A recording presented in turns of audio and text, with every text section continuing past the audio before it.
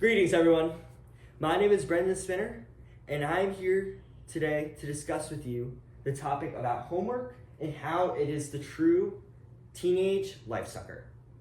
I want you to visualize something for me. You're a teenager again. You have everyday teenage personal needs, and there's a more underlying issue that is present, and it's in the educational system. You stay up all night completing work, and you finally go to school after convincing yourself to just sleep in 5 more minutes. And you work vigorously all day for 7 hours.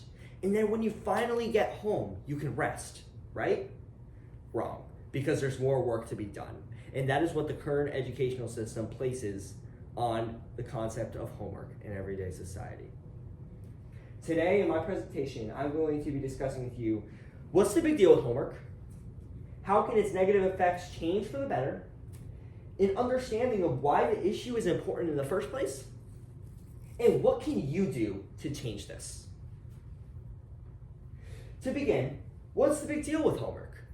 Well, many educational professionals, such as Alfie Kohn, a Harvard graduate of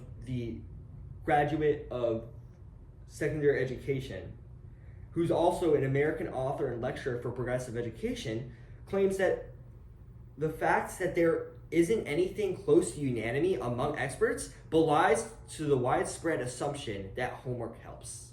What this means, apart from all the confusing language, is that the popular claim that homework helps advance students' educational development is not inherently true, because it just offers an assumption that homework advances the test grades, and there's no direct correlation to the fact that homework is beneficiary in that factor.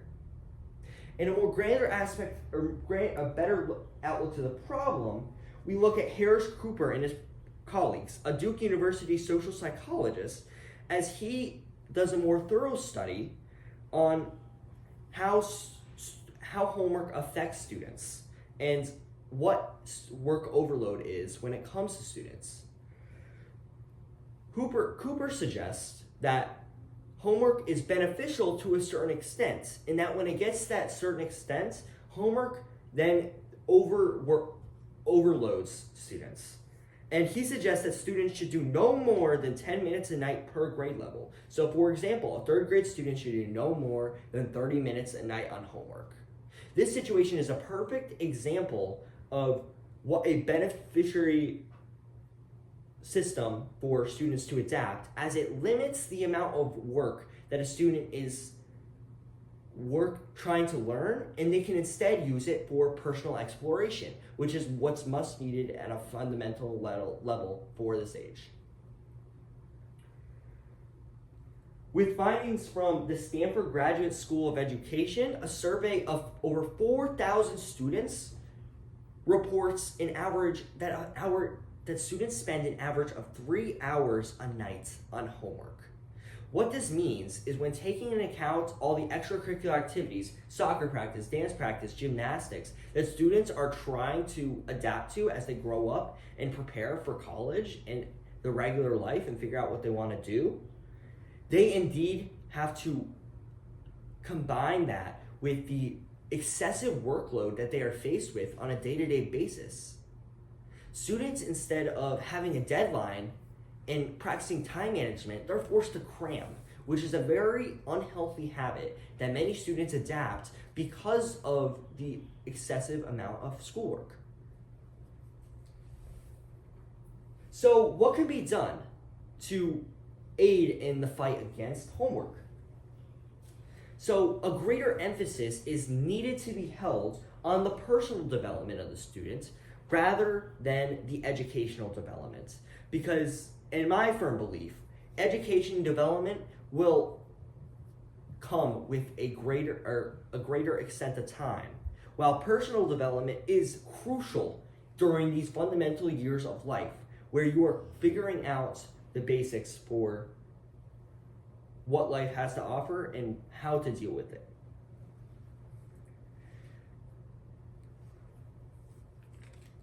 Kathy Vatterott, a professor of education with a PhD, notices a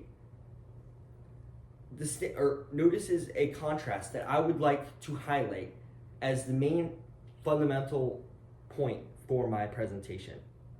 She notices that in elementary school, many parents and teachers say, "Let kids be kids," and they reel in the homework load and prioritize play because that is what is developmentally appropriate. That message seems to disappear when students reach middle high school, even though those students have developmental needs too. This is crucial towards students learning and growing in their everyday life, as in these early years of life, there's a correct amount of priority on growing in a personal sense, yet students or teachers and parents lose that pressure on their children as they grow up because they feel that they biologically can learn more. While this is true, it is important to realize that students too have needs that they are facing, and excessive workload isn't always beneficial. I want you to visualize something for me. It's a Saturday morning.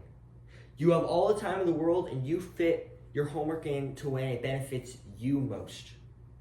And not only that, once you finish your homework that morning, you have the rest of the day to look forward and do something that optimizes your time. On the contrary, you have that excessive workload in addition to the dance practice that you had earlier that day.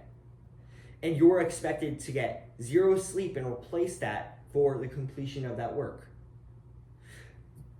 My point on contrasting these two examples is to realize that the primer example is what the educational system should go towards, as it prioritizes student growth rather than the latter, which prioritizes educational development. So what can you do to assist? Just like me, you can advocate for the fight against homework. And even if it's some ways are louder than others, there's always the keeping firm to the belief of having that higher emphasis on that personal development rather than supporting the current educational system. Thank you so much for listening to my presentation. I hope you gained something and join the fight against homework. Thank you.